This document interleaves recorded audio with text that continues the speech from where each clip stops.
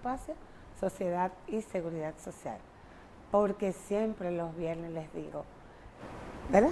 Periodismo y sociedad los viernes se viste de sociedad y seguridad social.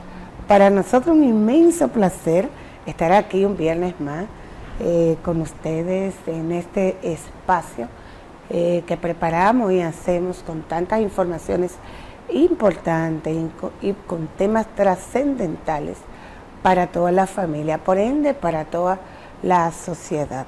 Nosotros como cada viernes dándole las gracias a Dios por estar aquí con ustedes, por permitirnos un día más, ¿verdad? Por permitirnos levantarnos y tener esos planes, esos proyectos, ponerlo en ejecución y poder hacer tantas cosas. Pues nada, sencillamente dar gracias a Dios por cada día. A ustedes, claro está, tenemos que dar gracias por estar ahí, por su audiencia, por su fidelidad, por sus comentarios, por ser la razón de ser de este espacio cada semana. A los chicos que hacen posible, sí, claro que sí, tenemos que dar gracias a los chicos que hacen posible que usted nos pueda ver desde esas diferentes plataformas, las que les recuerdo. Estamos transmitiendo por el canal 19 de Cinevisión para todos los cables, claro que sí, en todos los cables usted se va a encontrar el canal 19 de Cinevisión. En todo Estados Unidos transmitimos desde Dominican Network también, y les recuerdo siempre, el canal 19 tiene todas sus redes sociales disponibles, pero también a través del Facebook de Isabel Acevedo y Andrés Matos está el programa en vivo cada día y sobre todo los viernes. También en YouTube de Periodismo y Sociedad, pues transmitimos en vivo también. Les hago mención y les recuerdo, ¿verdad? Cada forma de usted contactarnos y comunicarse con nosotros también. Esperemos que tengamos los teléfonos disponibles por acá, que prometimos que cada semana vamos a tener esos números disponibles.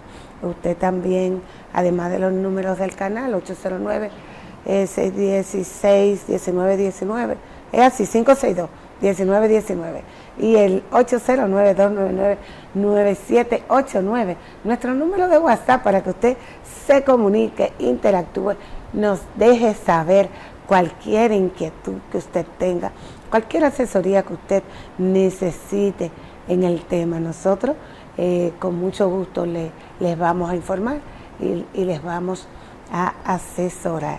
Nuestro saludito para nuestro director, que hoy no está con nosotros, ¿verdad? Como los que nos siguen todos los días, pues han visto que en esta semana Andrés Matos, cariñosamente Licho para todos ustedes, pues no está por aquí en el día de hoy tampoco, pero le vamos a mandar nuestro saludito y nuestro abrazo virtual desde aquí. Y esperamos ya a partir del próximo lunes poder estar disfrutando de la presencia de Matos en este su espacio.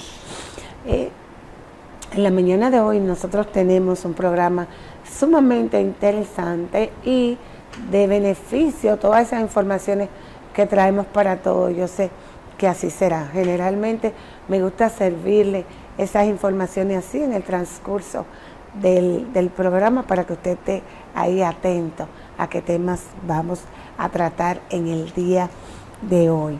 Nosotros vamos a iniciar y qué bueno y saludar en el transcurso de la semana, pues ustedes saben que los lunes el presidente de la República hace su acostumbrada rueda de prensa, la semanal, pues de ahí nos sirve algunas informaciones en las que la sociedad, las informaciones fluyen en la semana.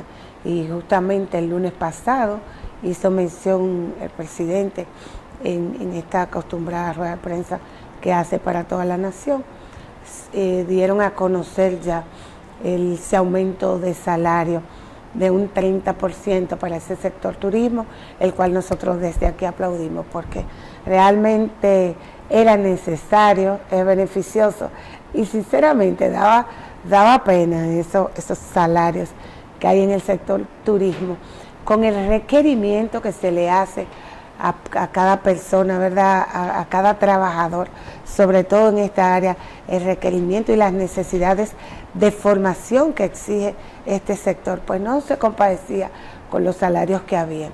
Y es justo decir, sí, que ha sido una buena reivindicación lo que han hecho con el tema del 30% de ese aumento de salario en el sector turismo. Pero también tenemos que el presidente de la República se refirió a ese aumento de salario, que tantos sectores están hablando, diciendo, tocando esa sensibilidad del presidente. Señor presidente, el aumento del salario para el sector público. Si bien es cierto que en este periodo en el que está gobernando de gobierno el presidente Luis Abinader, ¿verdad? Vamos como para 5 años de gobierno, pues ha hecho aumentos sustanciales en el sector privado, y eso hay que reconocerlo, que ha mejorado la calidad de los salarios, es de reconocer y es justo. Sí, yo misma me he quedado sorprendida, pues viendo cómo está enfocado el presidente realmente en los salarios del sector público, pero tenemos un tema de un estancamiento en el salario en el sector privado. Y pudimos ver que realmente cuando llegó el presidente no se ha registrado aumento en el salario del sector público desde el que el presidente llegó al gobierno, el presidente Abinader. No, ¿y qué pasa desde mi punto de vista, ¿verdad? Yo pienso, ¿por qué no se registran salarios en el sector público con tantas demandas? ¿No son acaso empleados? No necesitan los empleados del sector público, no cumplen un horario, no realizan una labor importante, no se requiere en el sector público esa formación, esas exigencias que se requieren en el sector privado también para trabajar. Yo creo que sí, que se requieren en este momento en ambos sectores, tanto en el público como privado, ¿verdad? Unas exigencias de formación que la gente debe de cumplir para realizar una labor. Entonces debe haber consonancia entre esas exigencias de esa labor, entre esas necesidades que tienen las personas al realizar esa labor. Entonces el presidente argumentó que el aumento de salario estaba plasmado en lo que él presentó, la reforma que él presentó al comenzar este periodo electoral, la reforma fiscal que le estaba planteando que se hiciera. Ahí estaba contemplado lo que fuera el aumento salarial para el sector público, pero vamos a ver, ¿verdad? No se dio la reforma, él retiró esa reforma, pues entonces ha debido identificar la fuente del aumento del sector público. Porque ¿qué pasa en el sector público? Y es lo que yo visualizo. ¿Cuál es la urgencia, verdad? Hay muchas instituciones que no tienen esa urgencia de aumento, porque ¿qué sucede en el sector público? Bueno, cada director que llega a una área específica, al grupo con que llega, pues le hace sus aumentos propios para el grupo con el que llega a dirigir una determinada institución. Y una queja que tienen justamente los empleados públicos y como esa parte como que lacera la parte emocional de cada empleado público al ver cómo cada incumbente, cada director que llega a un espacio a dirigir a una institución, a dirigir un área, pues aumenta los salarios de su equipo, aumenta los salarios de su grupo. Entonces los salarios de otros empleados que no pertenecen a ese equipo, que no pertenecen a ese grupo, pues se van quedando rezagados y las personas pasan años y no se les registra ni un centavo de aumento. Pero sí, no hay dinero para aumentar el salario general, el salario del sector público en términos generales, pero sí hay dinero para que ese equipo que llega en las instituciones a dirigir esas instituciones, para ese grupo que sí llega, sí hay dinero para el aumento de esos salarios. Y yo he visto en instituciones que cualquier joven de 19, 20, 22 años gana entre 35 y 40 mil pesos. Sí, yo he visto instituciones así, que esos jóvenes, y tú dices, ¿cómo va a ser? Sin embargo, personas que tienen años trabajando en diferentes áreas del sector público, con salarios pírricos de 20, de 18, hasta de 10 mil pesos, y por ahí hablan hasta de 5 mil pesos. Entonces, el presidente dice que está contemplando, que sabe que los servidores públicos necesitan un aumento y que está contemplado en la reforma que presentó. Pero bueno, ya el presidente va a tener 5 años, ¿verdad? Y no se le ha registrado un peso de aumento. ¿Y qué sucede con ese aumento de salario del sector público? Pues bueno, que ahí hay un tema de que hay algunos, hay algunos aspectos dentro del país que requieren el salario mínimo del sector público. Por ejemplo, les traigo un ejemplo. Hay algunas multas, por ejemplo, hay multas que están estipuladas, que están establecidas en base al salario mínimo del sector público. Yo pienso que tal vez no se le quiere como dar la cara a ese tema, ¿verdad? Porque al aumentar el salario del sector público, pues esas multas también aumentan. Yo pienso que el gobierno no quiere tocar eso. Pero también tenemos las pensiones de solidaridad dentro de lo que es la seguridad social. Las pensiones de solidaridad están establecidas desde que inició la ley de seguridad social en el 2001, ¿verdad?, que fue promulgada. Se establecieron las pensiones de solidaridad para esas personas que no tienen ingresos, que carecen de recursos y que tienen también algún tipo de discapacidad, para esas personas mayores, para personas que tienen algún tipo de situación. Desde que comenzó la ley, está establecido que es el 60% del salario mínimo del sector público. ¿Y cuánto es el salario mínimo del sector público? Pues 10 mil pesos. Esas pensiones no serán aumentadas hasta tanto no se aumente el salario mínimo del sector público o se cambie la ley y establezca otro monto, otro porcentaje del salario del sector público. Pero hasta tanto no haya un aumento mínimo del salario mínimo del sector público, pues la gente que devenga pensiones solidarias pues seguirá con 6 mil pesos. Eso,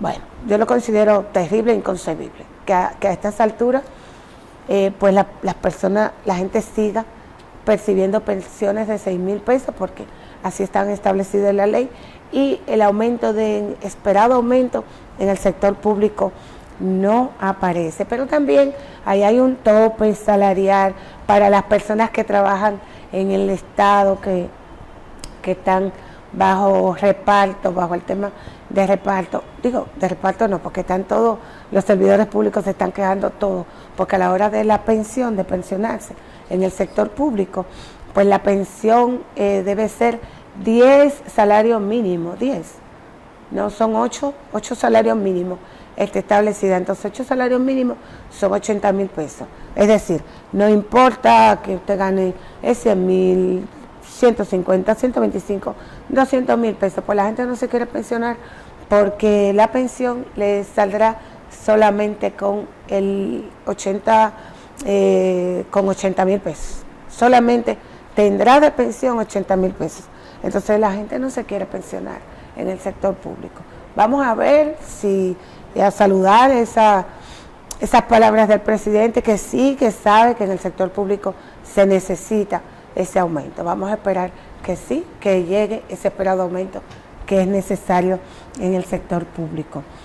También quisiera hacer mención de algo que ha estado en la semana, que ha sido noticia en la semana, y es el tema de las muertes maternas en nuestro sistema público de salud. Pero nosotros no tenemos que ir a una pausa. Cuando regresemos de la pausa, vamos a continuar el comentario en este sentido. Antes de irnos a la pausa, pues nosotros necesariamente tenemos que recordarle a Farmacia Don Honorio. ¿Por qué recordarle Farmacia Don Honorio? Claro, porque el único establecimiento en el que usted va a conseguir una atención cercana, una atención verdaderamente cálida y personalizada y centrada en usted, que es el cliente. Es en Farmacia Don Honorio. La distancia no es problema ya. La distancia, usted sabe que ahora con la tecnología traspasamos hace rato las barreras de la distancia. Ahí están los teléfonos de WhatsApp, si desea comunicarse con Farmacia Don Honorio. Le aseguro que la experiencia le será verdaderamente agradable. Y además de que usted tiene en Farmacia Don Honorio todo lo que usted necesite en medicamentos y en otros servicios que ofrece. Nosotros nos vamos a la pausa y en breve volvemos. Estamos de regreso en su espacio Sociedad y Seguridad Social. El teléfono no lo tenemos por aquí, Manuel. Me gustaría que en el próximo segmento lo tengamos para si las personas quieren comunicarse, que les prometí que siempre lo íbamos a tener. Nosotros antes de irnos a pausa dijimos que teníamos un comentario sobre una noticia en la semana, ¿verdad? Sobre algo que había sido noticia en toda la semana. ¿Y qué es eso que ha estado desde toda la semana en los medios y hablando de eso? Pues dijimos que se trata de las muertes maternas. República Dominicana sigue siendo y sigue ocupando uno de los primeros lugares de la región en un número, en esos índices altos, y yo creo que altísimos, de muertes maternas en nuestro país. Y lo penoso del caso es, ¿verdad?, que a estas alturas de la vida, como uno dice, con un desarrollo tan importante que hay de la tecnología, de la sociedad, del desarrollo económico que nosotros como nación estamos exhibiendo ante el mundo y ante los demás, y que nos vanagloriamos de ello, y qué bueno que nosotros tengamos todavía esos pésimos índices de muertes maternas. Y justamente ayer era el Día de la Salud de la Mujer, y por eso he querido traer el comentario. ¿Cómo podemos hablar de salud de la mujer cuando tenemos unas cifras tan altas? Nosotros tenemos un 18% este año, me parece que de muertes maternas, y continuamos con eso, esa escala dentro de la región, de ser uno de los primeros países con unos números tan altos, con un índice tan alto. Y entonces escuchando la pobre explicación de las autoridades cada año con relación a este tema. Nos dicen que si las parturientas haitianas, que si las mujeres no van a chequearse, cuantas mil excusas que no tienen que ver con como que si no se le diera importancia a las verdaderas razones, como que no se buscan, como que no se ven cuáles son las verdaderas razones de ese alto índice de muertes maternas. Yo estuve viendo algo que publicaron tanto el Colegio Médico como la Sociedad de Ginecología y Obstetricia, en el que hablan del acceso de la calidad, de la desigualdad, hablan de equidad, de calidad, de coordinación, de respuesta oportuna. Y yo creo que es verdad, está bueno de seguir enumerando y diciendo las cosas, porque las autoridades saben cuáles son lo que está pasando con ese tema. ¿Por qué no trabajamos en ese tema y buscamos la forma de saldar, como de superar esas barreras socioeconómicas que están afectando el tema? Porque, ¿qué sucede? En los centros privados usted no ve eso, ¿verdad? Es en los centros públicos. Entonces, qué pena cuando nosotras vemos nuestras mujeres en los hospitales de nuestro país, en las mujeres embarazadas, las situaciones de limitación en acceso y en calidad, sí. La limitación en acceso con todo lo que tenemos, de que hospitales, muchos hospitales, que hospitales aquí, que hospitales allí, y que tanta inversión. Sin embargo, las mujeres tienen limitado acceso, las mujeres embarazadas, sí, a esa atención oportuna, a esa atención de calidad que requiere y que en el centro privado usted sí tiene una atención, las mujeres sí tenemos una atención de calidad, la que no existe en los centros públicos. Hasta para hacerse una analítica, para hacerse una sonografía, eso es terrible en los centros públicos para las mujeres embarazadas. Para acceder a una atención de calidad con el médico tratante, con el médico que la atiende, eso es inaudito. Y el tema de la cita, le ponen una cita, si perdió la cita, una cita altísima, si perdió la cita hay que esperar, reponer esa cita, no importa por las circunstancias que hayan sido que haya perdido esa cita, si tuvo que ver con la embarazada o tuvo que ver con el centro, con el hospital donde se está atendiendo. Nosotros esperamos que las autoridades hagan lo que tienen que hacer y sobre todo que nosotros como sociedad, nosotros que tenemos que reclamar que realmente esta situación cambie. Vamos en los próximos días a contactar personas ligadas al ámbito, al área, y vamos a tratar en serio este tema porque tenemos que visibilizarlo todos los días si es posible, pero nosotros queremos números diferentes el año próximo. Tenemos que irnos a una pausa porque tenemos en el día de hoy, y eso sí que ahora sí les voy a dejar, nosotros tenemos un tema sumamente importante con relación a las pensiones y a las pensiones por discapacidad. Vamos a hablar de algo que surgió que es trascendental para las personas que tienen o pueden tener en algún momento una pensión por discapacidad o por sobrevivencia.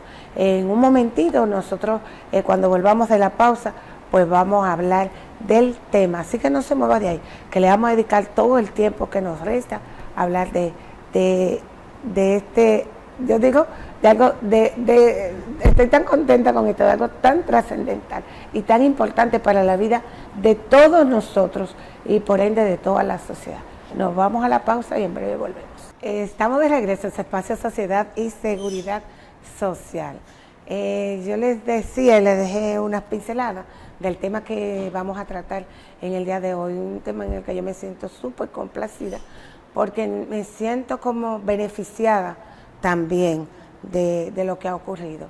En la semana pasada, me parece que fue como por el día 20, estamos conociendo lo que fue la sentencia del Tribunal Constitucional que anula una situación que se está presentando en temas de pensiones de sobrevivencia y en el tema de pensiones por discapacidad.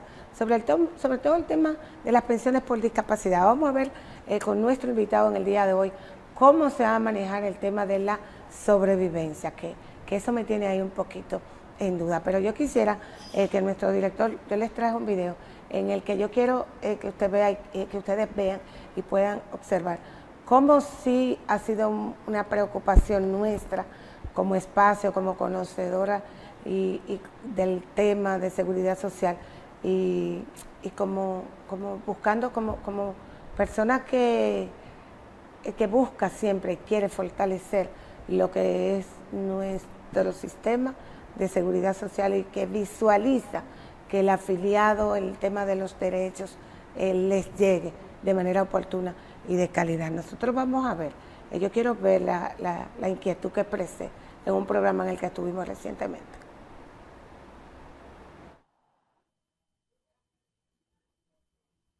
A Isabel Acevedo, ¿cuáles son las partes, los 5 puntos que usted le cambiaría a la ley si quiere continuar en lo que él no mencionó? Porque no tiene nada más que 5 minutos. Me fundamento mucho en lo que ha expresado don Arismendi, pero hay dentro de los puntos que yo creo que no necesitan, hay puntos que no necesitan que haya modificaciones, que con el tema de regular pudiéramos mejorar. Y tiene que ver, por ejemplo, las pensiones por discapacidad.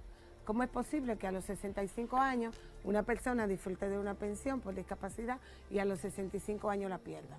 Entonces tiene que pasar a una pensión por vejez.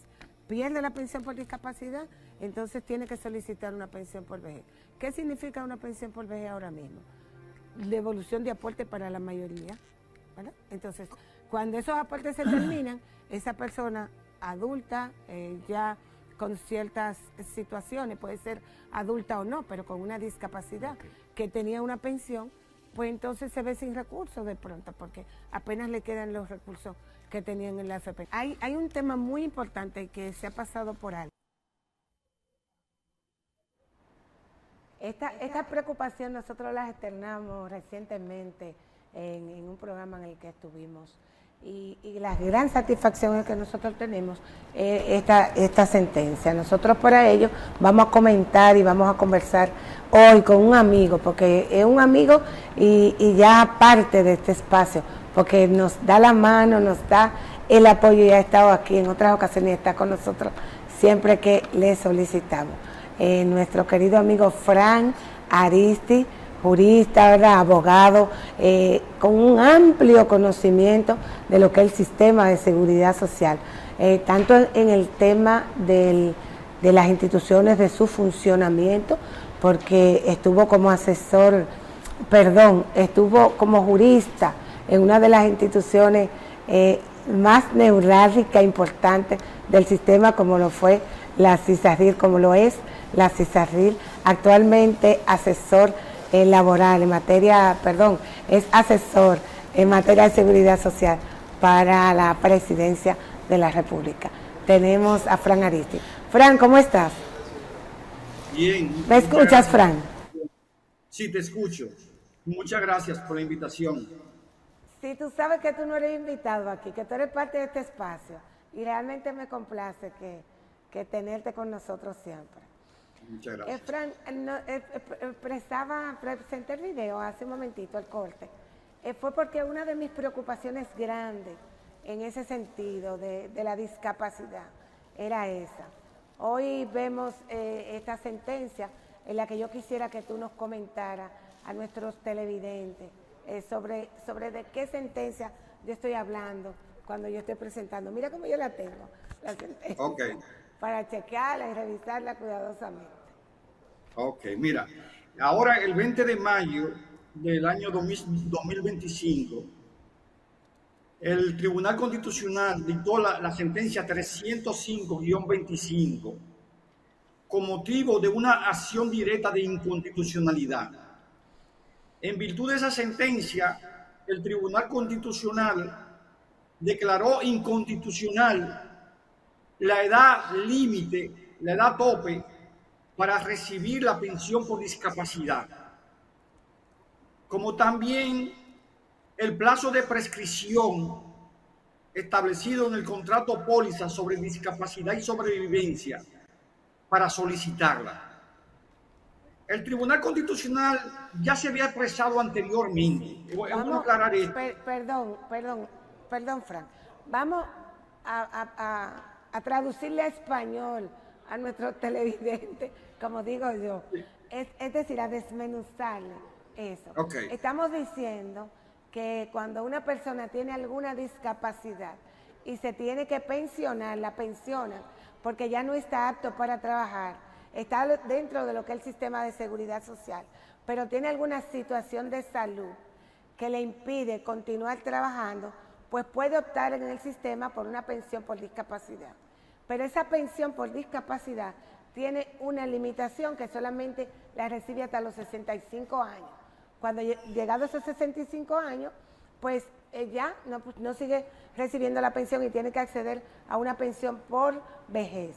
Entonces, esa pensión por vejez está supeditada a los ahorros que tenga en la AFP, a lo que haya acumulado en la AFP. No vamos a decir ahorro, a lo que haya acumulado en la AFP. Pero ¿qué sucede? Generalmente en la AFP usted recibe de acuerdo a lo acumulado. Entonces, va a terminar, valga la redundancia, terminando el dinero que tiene en la AFP, y la persona termina sus días sin dinero, con una discapacidad y una situación de salud ya adulto mayor o muy mayor. El Tribunal Constitucional con esa sentencia está quitando esa limitación de esos 65 años y está diciendo, la pensión no debe ser hasta los 65 años, debe ser vitalicia. Eso es lo que estamos diciendo, ¿verdad? Correctamente. Tal como tú señalas, desde que inició el seguro de vejez, discapacidad y sobrevivencia en junio del 2003, los trabajadores que sufren una discapacidad permanente para el trabajo tienen derecho a una pensión. La pensión puede ser parcial, la discapacidad puede ser parcial o total. Si la discapacidad es parcial, tienen derecho a una pensión por discapacidad equivalente al 30% del promedio de los salarios de los últimos 3 años o fracción. Si la discapacidad es total, tienen derecho a una pensión equivalente al 60% del promedio de los salarios de los últimos 3 años. Entonces, ¿qué viene sucediendo?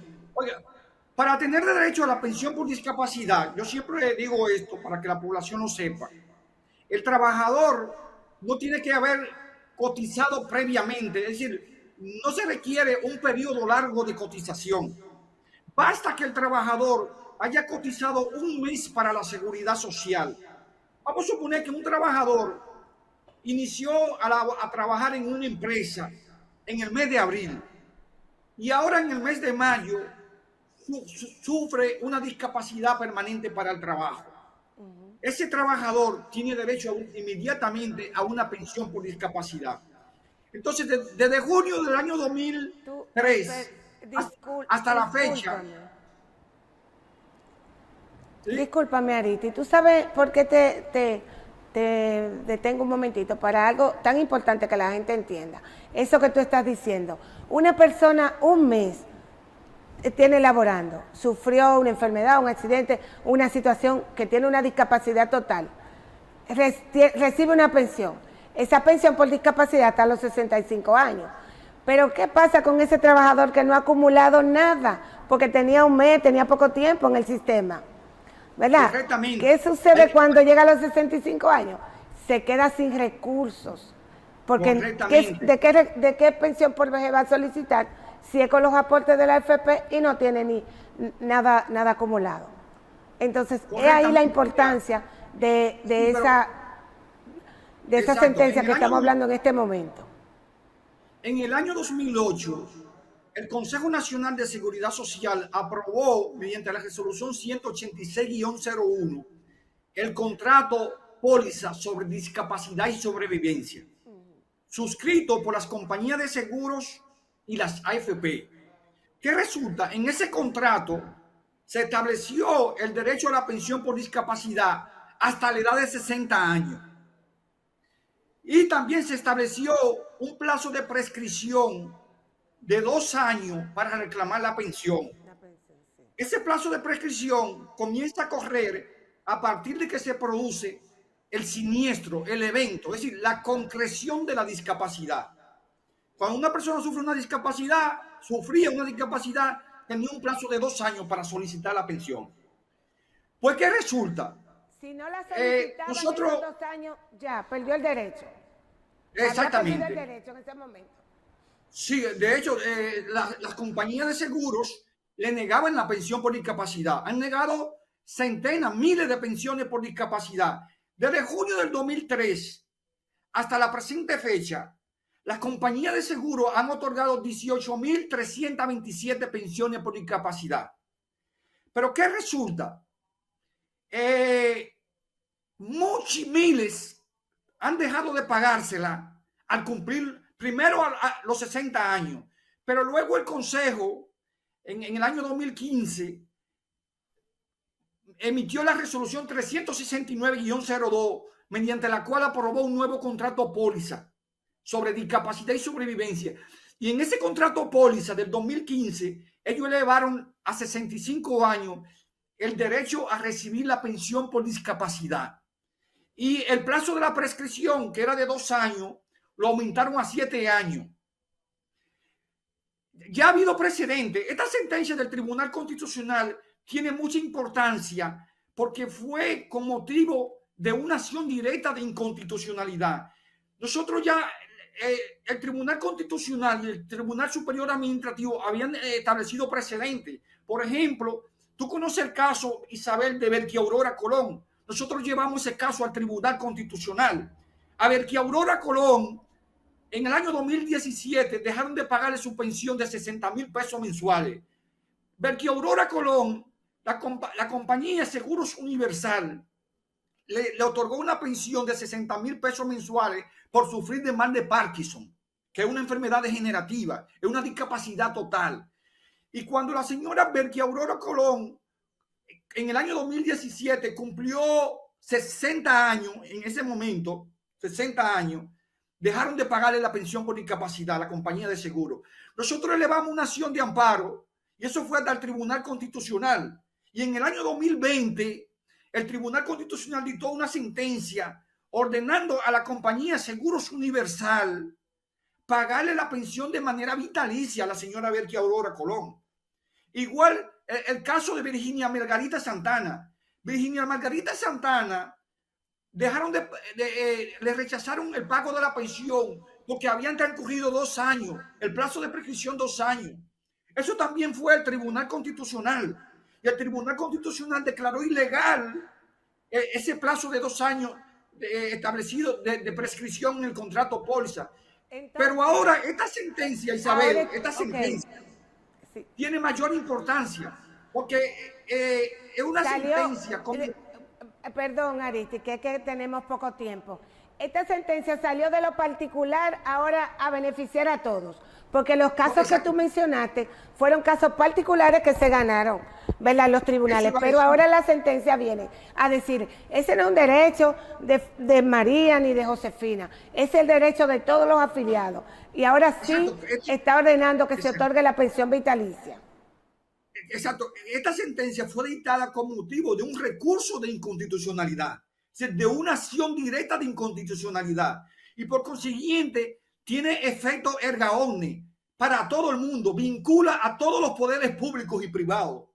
Y las AFP no pueden negarse a cumplirla. A partir de la presente fecha, las AFP y las compañías de seguro no le pueden dejar de pagar la pensión por discapacidad a los afiliados al cumplir los 65 años, porque estarían violando una sentencia que tiene efecto vinculante para todos los poderes públicos.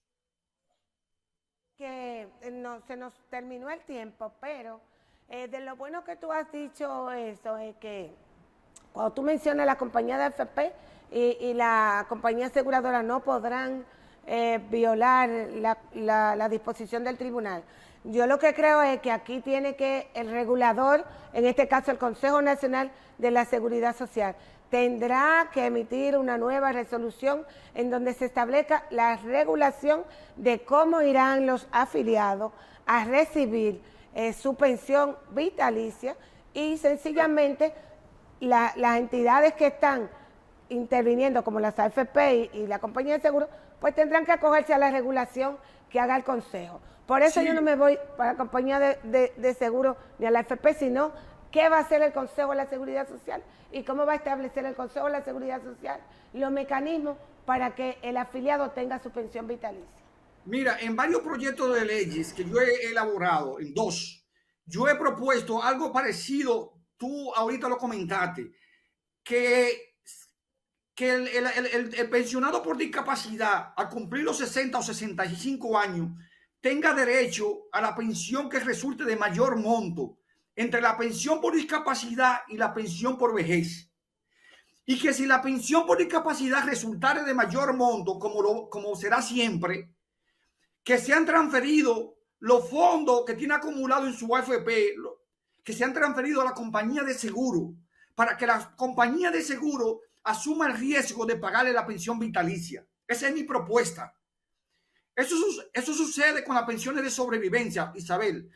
La ley establece que las pensiones de sobrevivencia se financian con el 1% de la cotización del seguro de vejez, discapacidad y sobrevivencia y con los fondos que tiene acumulado el trabajador en su cuenta de ahorro individual.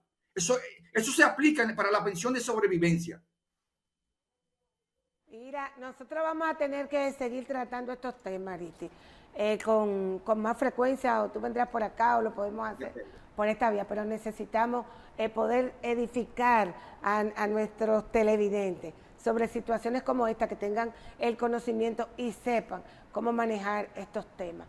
Tenemos que decir bye bye, porque hace rato que me están diciendo, dije que nuestro tiempo terminó. Yo te agradezco enormemente la conexión, el haber estado con nosotros, y a nuestros televidentes la sintonía, el estar ahí. Nosotros será hasta el próximo viernes en otro Sociedad y Seguridad Social, pero el lunes usted tiene una cita obligada con Alfredo Polanco.